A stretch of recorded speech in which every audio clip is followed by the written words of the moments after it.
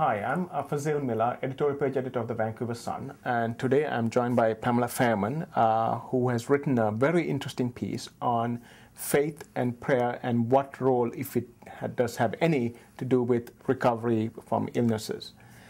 This is a special which she has done for the Vancouver Sun special edition, edited by the Dalai Lama for September 26th.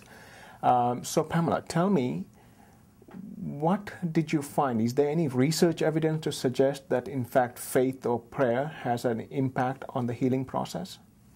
Well, Fazil, there are literally thousands of studies which have been done in the past 40 or 50 years in this field, and like any area of research, there's contradictions and there's some inclusive findings, but the vast majority of studies have found that that prayer is potentially therapeutic. And prayer seems to be part of the whole holistic healing movement, the mind-body connection that recognizes that your psychosocial fitness is just as important as your physical fitness. How does it work? Can you explain the mechanics of how faith and prayer helps in the kind of physiologically and psychologically? How does that work? Studies show that prayer lowers your heart rate and your blood pressure. It boosts the immune system, and by having a stronger immune system, it may ward off illness or it may speed recovery. And it may also reduce biological markers of inflammatory conditions.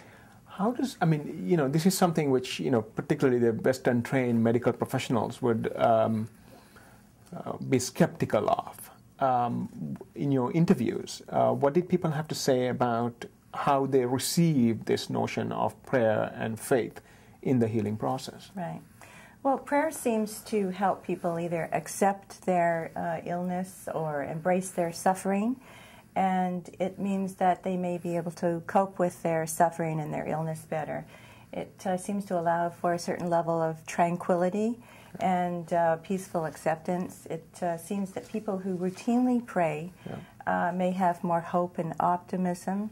I think that people who routinely pray feel that their fate is not only in doctors' hands but also in God's hands. And so maybe there's even some divine intervention in their plight. Is there any evidence about, there is always when somebody is ill, there are people who decide that they're going to pray for them versus people having, that individual who is afflicted having certain amount of faith and spirituality, and consequently they pray. Is there any distinction between that being more effective than a group prayer, as it were?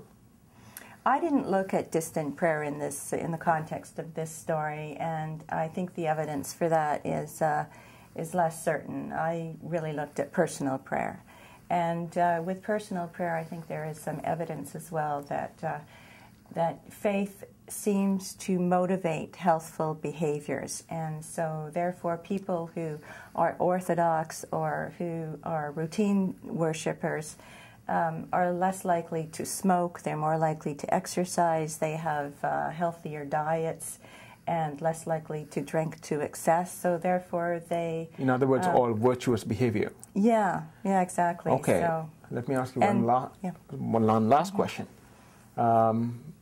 After having done the story, after having done the research in the story, do you believe that prayer and faith will help you?